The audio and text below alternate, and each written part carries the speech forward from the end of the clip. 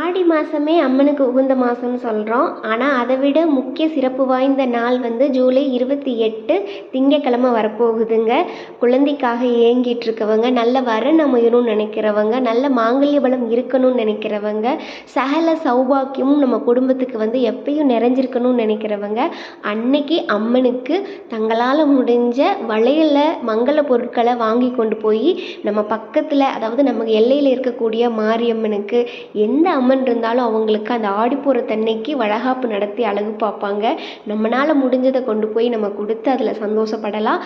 கண்டிப்பாக வரன் தேடிட்டுருக்கவங்க, அதே மாதிரி குழந்தைக்காக ஏங்கிட்டுருக்கவங்க அன்றைக்கி முழு நேர விரதம் இருந்து அம்மன் கோயிலில் கொடுக்குற அந்த பிரசாதத்தை சாப்பிட்டு அங்கே கொடுக்குற அந்த வளையலை போட்டுக்கிறது அப்படிங்கிறது மிக மிக மிக சிறப்பு வாய்ந்தது.